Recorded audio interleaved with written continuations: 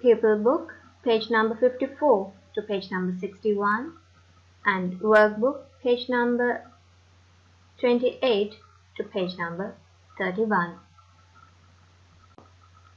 Hi kids, so today we are going to read an extract from the story Stig of the Dump, written by Clive King. Stig of the Dump is a story based on a boy and a person. It's a classic storybook about when two boys who are completely opposites of each other become friends. Barney goes down to the chalk pit, where everyone tells him not to do, but he finds it a little dilapidated and a scruffy hat. That was not only the thing. He also found a man, but not an ordinary one, a caveman named Stig. The story is all about how Stig and Barney's friendship grows up and the adventures that they get into. And the story is quite interesting. It includes hunting hounds, stopping robbers, decorating Stig's house, and many, many more fun things. So, try it out, and during this vacation, enjoy the book. Let's start reading. Let's turn to page number 54 in your Pupils book. Far below was the bottom of the pit, the dump. Barney could see bits of wreckage among the moss and elder bushes and nettles. Was that a steering wheel of a ship? The tail of an aeroplane? At least there was a real bicycle. Barney felt sure he could make it go if only he could get at it. They didn't let him have a bicycle. So as you can see in the picture provided for you on this clip, it's a picture of the place where Barney goes, and this is a bottom of a pit, a dump actually. He could see the wreckage. Wreckage are the old damaged things that you can see in this picture, such as tires and many other things that we do not recognize. He finds a lot of stuff. Then he could get at it. He thought that he could get at it. Get at it means, children, he could have them. Now let's move on to the next line. Barney wished he was at the bottom of the pit, and the ground gave way.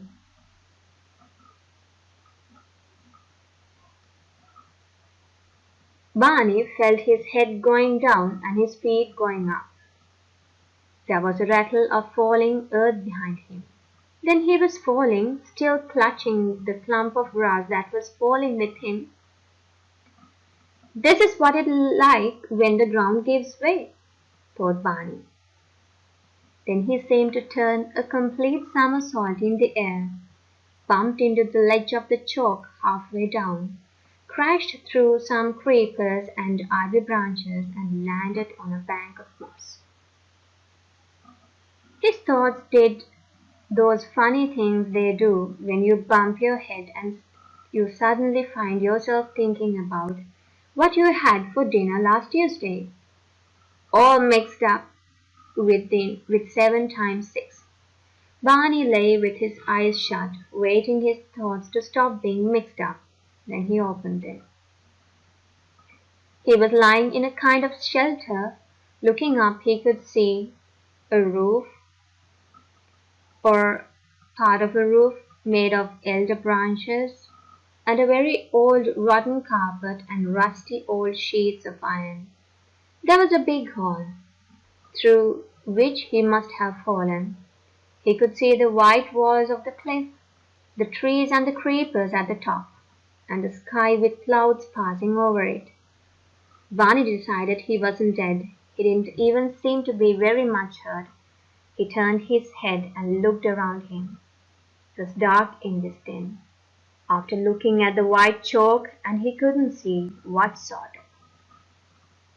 So Barney actually falls into a pit, but he finds it to be a shelter where a person lives. And rusty means a reddish color brown you get when when the iron is oiled, and he is now trapped inside this, and he could not figure out what was going to happen. Place it was. It seemed to be partly a cave dug into the chalk, partly a shelter built over the mouth of the cave. There was a cool, damp smell, with lice and earwigs dropped from the roof where he had broken through. But what had happened to his legs? He couldn't sit up when he tried to. His legs wouldn't move. Perhaps I've broken them, Barney thought. What shall I do then? He looked at his legs to see if they were all right, and found they were all tangled up with a creeper from the base of the cliff. Who tied me up? Thought Barney. He kicked his legs to try and get them free, but it was no use. There were yards of creeper trailing down from the cliff. I suppose I got tangled up when I fell, he thought. Expect I would have broken my neck if I hadn't. So here Barney found a cave in the chalk pit, and it was partly a cave dug into the chalk, but partly a shelter built over the mouth of the cave. And since it was damp, he could see woodlice and earwigs dropping from the roof. These animals, as you can see, they live in cool, damp situations. So I hope you might have seen them in your houses as well. Maybe when after the rainy season. He couldn't move, but he thought that it was broken. But luckily, none of his legs were broken, and he was all safe because he was tangled up with the creepers. He kicked his legs, but since there were yards of creepers and he was tied down to yards of creepers, he couldn't move. He lay quiet and looked around the cave again. Now that his eyes were used to it, he could see further into the dark part of the cave. There was somebody there, or something. Now that's the extract that we have got to read from the story. Actually, this is the beginning of it, where Stig meets Barney. And now let's go to the word check. You have to find each word in the story and choose the correct meaning. So wreckage means, as you saw in the first paragraph, the damp Barney could see bits of wreckage among the moss and elder bushes and nettles. So as you saw in the picture also that I've given in the presentation, wreckage means damaged things. Clutching.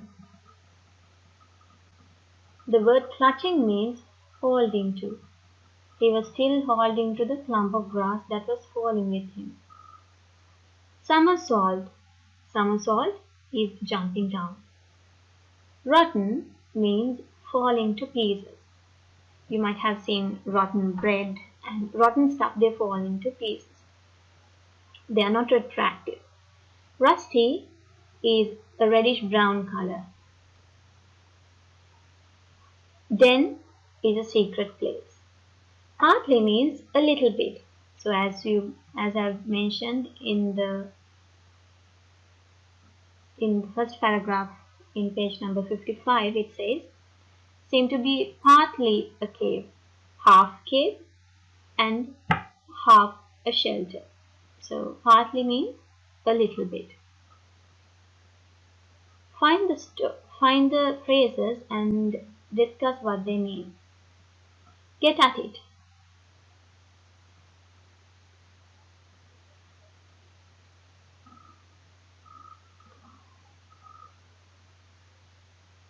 Barney felt sure he could make it go if only he could get at it.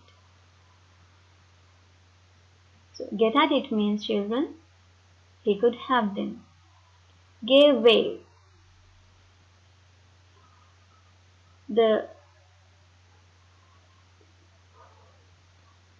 Barney decided that the cave gave way so that the ground gave way means allowed him to move. Mixed up. Mixed up is tangled, like everything, all the creepers were mixed. And tangled up means he was tied.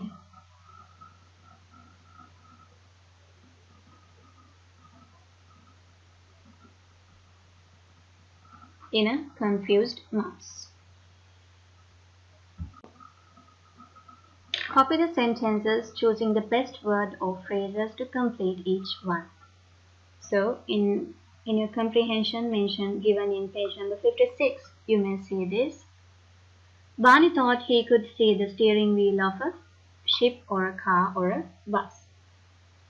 He thought he was seeing a steering wheel of a ship. Then, Barney wasn't allowed to have an aeroplane, a bicycle, or a ship. He wasn't allowed to have a bicycle. Barney landed on a bank of moss, an old carpet, a rusty sheet of iron. So it says in page number 54,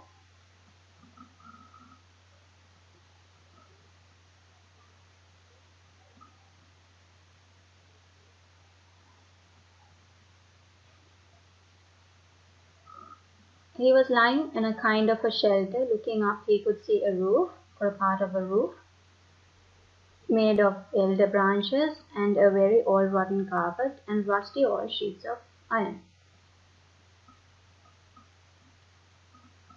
Next, trees and creepers grew over the mouth of the cave or at the top of the cliff or inside the cave.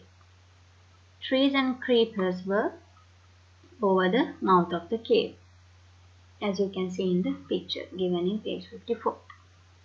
Now write a sentence to answer each question. That's what you have to do in the B part. Why do you think Barney wished he was at the bottom of the pit?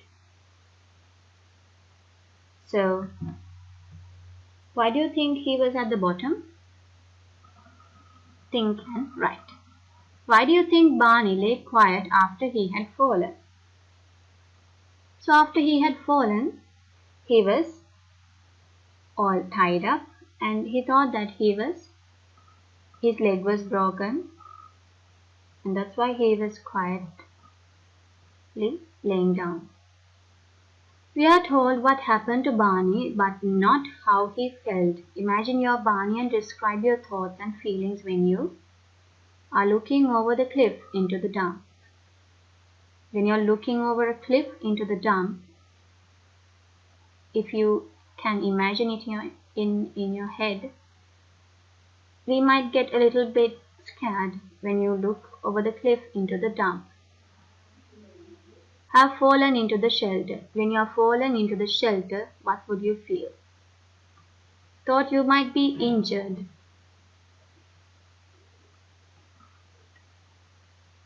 How do you feel when you think you might be injured? Realize you are not alone. At the end, he saw someone. And what do you feel if you see someone in the dark? Look for words and phrases in the story that describe the pit and the shelter. Copy and complete the word bits. Bits of wreckage. The pit, there were bits of wreckage. Then moss and elder bushes and nettles, steering wheel of a ship, tail of an aeroplane, and things like that. And the shelter is a part of a roof made of elder branches and a very old rotten carpet, rusty old sheets of iron.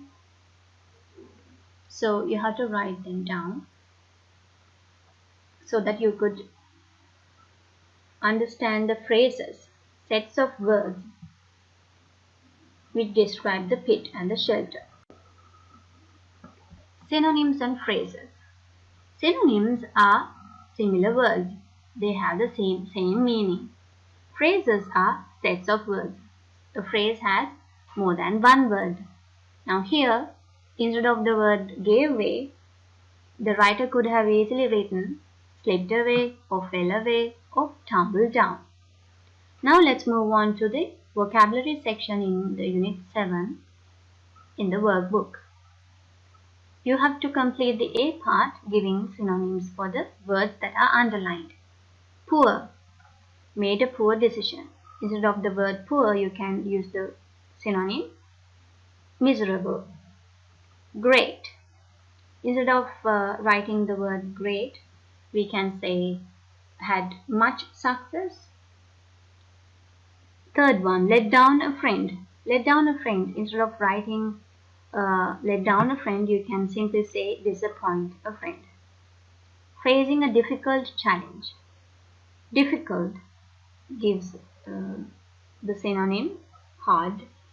A challenge is a claim or a demand.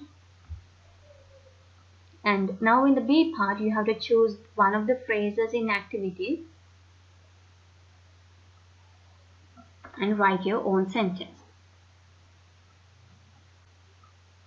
Now let's move on to the pupil book work. Pupil book work. A bump. A bump is a thump or an impact. Thinking. Think. Instead of the word think, we can use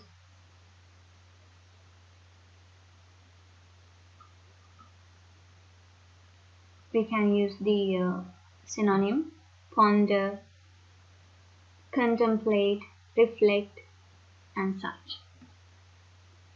Instead of the word smell, we can easily use the synonym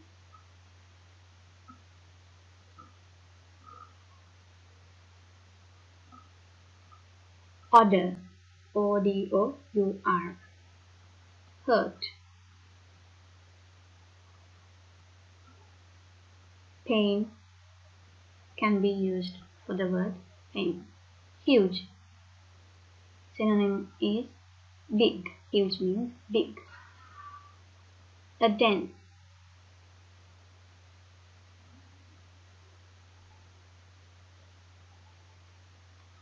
Den is a place where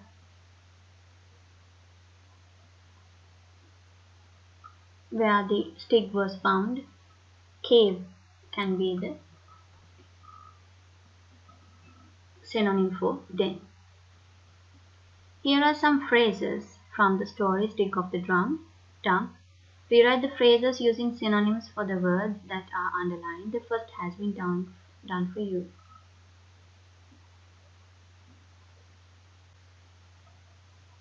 So instead of saying the ground gave way, we can easily say the ground fell away. Rattle of falling earth.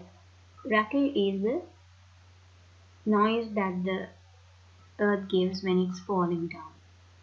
So the noise of falling earth. Clutching, still clutching the clump of grass. Still holding the clump of grass. The mouth of the cave. The word mouth can be given the synonym the beginning, the opening. So the opening of the cave can be given as the synonym phrase for the word mouth of the cave. Apostrophes of contraction. Sometimes you might have noticed this, apostrophes of contraction. Now let's see what are they. If you see the word she is, instead of writing she is completely, sometimes we use she apostrophe s. That takes place after we cutting off the I. And these are the contraction of certain words in the English language. You may copy them down if you're in your writing book if needed. I am gives the contraction I'm. He is, he has both give the contraction his. She is and she has both give the contraction she's. It is become its. You are your. We are we're. They are theirs. I have I've. You have you've. We have we've. They have they've. Did not, do not, does not become didn't, don't, and doesn't. Had not, have not become hadn't, haven't, hasn't. Likewise, we just cut off one or two letters in the second word, and instead of the cut off words, we use the apostrophe and write the rest of the letters in the second word. That's what we call as apostrophes of contraction. Now let's move on to the work that has been given for you in the pupil book and the workbook. In page number 58 in your pupil book, you may find this exercise. Rewrite these pairs of words using an apostrophe. So, referring to the earlier slide, you can write the apostrophe contraction words in the given words. Find 4 contractions in the story on page number 54 and 55. Write each contraction as 2 words. Turn to page number 54 and 55 again and find 4 contractions that you find. And write them without the apostrophe. Use them in your own sentences. Which words could be made into contraction? So, sentence 1 says, Barney should not have gone to the pit. So, very easily, you can contract the word should not with apostrophes. His family would have been worried. Would have can be contracted with an apostrophe and becomes would have. And in your workbook as well, page number 28, you may change the underlined words into a contraction. Was not becomes wasn't, did not becomes didn't, have, I have becomes I've. And in the B part, you have to complete sentences using those apostrophe contractions. Now let's move on to words ending in ON and EN. So, using certain words, we create new words and we call them as suffixes, as you might have learned in the previous lessons also. Words ending in noun ON are generally nouns. For example, iron. There was an iron on the table. There was an iron. Words ending in EN are generally considered as adjectives or words. The rotten carpet was laid. If not, the bread was rotten.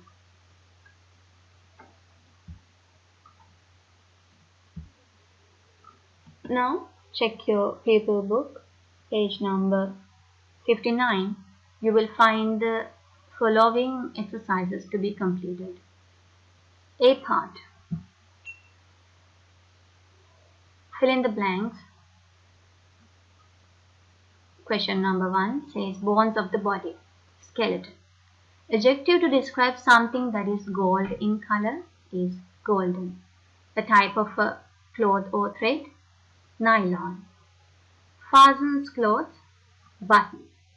Describes something made of wood, becomes wooden. And in the B part you have to add en or n. You may need to double the last letter before adding en sometimes. That is because there are certain words which ends with a vowel letter before the last letter, and if you find a vowel letter before the last letter given, you might have to double the last letter and then add en. For example, number 1 says hid. Hid ends with a D preceding with an I letter before the D. So, since there is a vowel letter before the last letter, we might have to double the last letter and then add en, which becomes hidden. H-I-double-D-E-N. Damp. Dampen. E-N. Fallen. F-A-L-L-E-N. Redden. R-E-D-D-E-N. Loosen. L-O-O-S-E-N. Only N is added since there is an E at the end of the word that is being given. Bit becomes bitten. B-I-T-T-E-N. Walk becomes walken. W-O-K-E-N. Tight becomes tighten. T-I-G-H-T-E-N. Short becomes shorten. S-H-O-R-T-E-N. Take becomes taken. T-A-K-E-N. Dark becomes darken. D-A-R-K-E-N. Fat becomes fatten. F-A-T-T-E-N.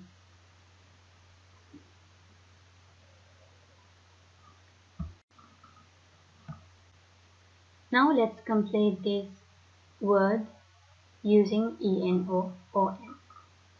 Number 1, bitten. B-I-T-T-E-N. Number 2, fasten. F-A-S-T-E-N. Number 3, poison. P-O-I-S-O-N.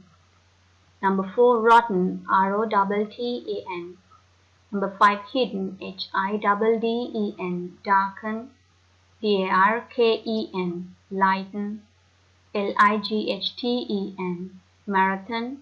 M-A-R-A-T-H-O-N. Forgotten. F-O-R-G-O-T-T-E-N. Stallion. S-T-A-L-L-I-O-N. Taken. T-A-K-E-N. Wagon. W-A-G-O-N.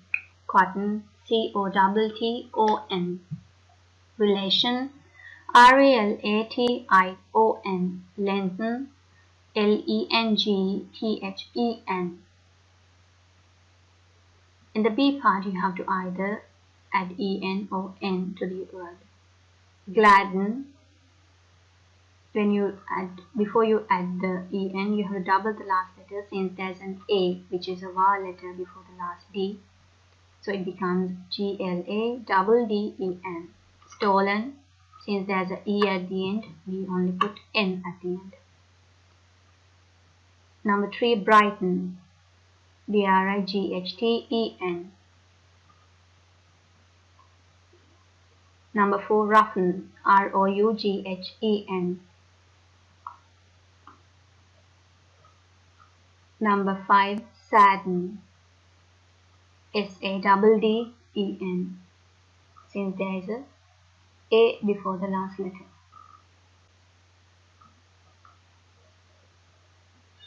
Number 6, madden. M-A-D-D-E-N. Since there is a D before the A before the last D. Spoken. S-P-O-K-E-N. Since there is a E at the end. Number 8, ripen. R-I-P-E-N. Number 9, given. G-I-V-E-N. Number 10, chosen. C-H-O-S-E-N. Number 11, broken. B-R-O-K-E-N.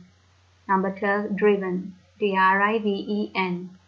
Number 13, wooden. W-O-O-D-E-N. Number 14, eaten. E-A-T-E-N.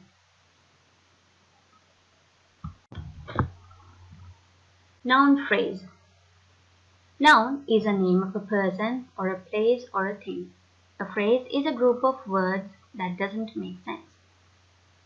So, noun phrases. Noun phrases are made out of nouns and phrases, and when you have different kinds of nouns together, it makes a noun phrase. A noun phrase formation. A noun phrase is made out of either the or an or a with a given noun. For example, in your pupil book work, in the A part, you might find in the A part you have to underline the noun phrase in each sentence. So the noun in first sentence is cliff, and the demonstrative noun before cliff is that, and with the demonstrative adjective we join the noun cliff, and that is how it becomes a noun phrase. Number 2, the noun phrase is the ground. Since ground is the noun and the definite article before noun is the, and we consider those two as a noun phrase. Those earwigs are falling. Earwigs is the noun. Those is the demonstrative adjective. Then we can connect the two words and consider that as a noun phrase. Barney wanted that bicycle. Bicycle. Which bicycle he wanted? The demonstrative adjective is given that. That bicycle becomes a noun phrase. This iron is rusty. This iron becomes the noun phrase. These wood lice are everywhere. These wood lice becomes the noun phrase. And also, the noun phrases can be expanded with adjectives, as given in the textbook also. If you consider smell as the noun and the as a definite article, the damn smell becomes the noun phrase, since the adjective also is included in the noun phrase. Now use 3 of the noun phrases you have written in activity B. You have to, in the activity B, you have to connect the given types of definite articles, adjectives, and make suitable noun phrases. As been given in the first example, definite article is the, chalk is adjective, and the noun is cliff. Indefinite article, which is given in the slide, a or an. A, rusty bicycle. So likewise you have to complete the B part using the given instructions. And in the C part you have to make your own sentences. Underline the noun phrases in page number 30 in your workbook. Barney looked over into the chalk pit. The chalk pit becomes the noun phrase in the sentence. That old bicycle. Second answer, that old bicycle. Number 3, he turned a complete somersault. A complete somersault becomes the noun phrase. He fell down into a dark, shadowy hole. Where did he fall? Into a hole. How do they describe the hole? A dark, shadowy hole. That becomes a complete noun phrase in our sentence. So likewise, you have to, in the B part, you have to complete the phrases using the given adjectives.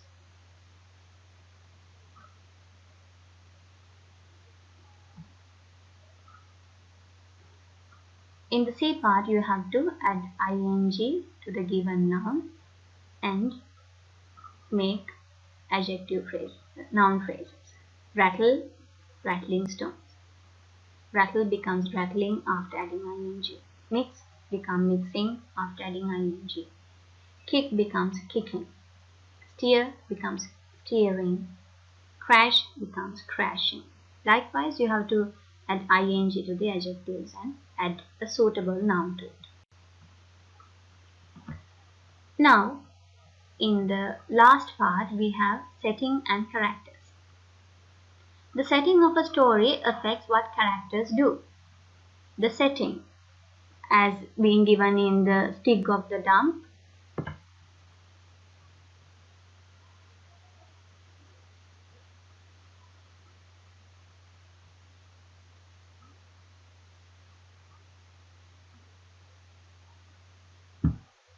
the setting of the story is which kind of a place, and that makes Barney act in a certain way.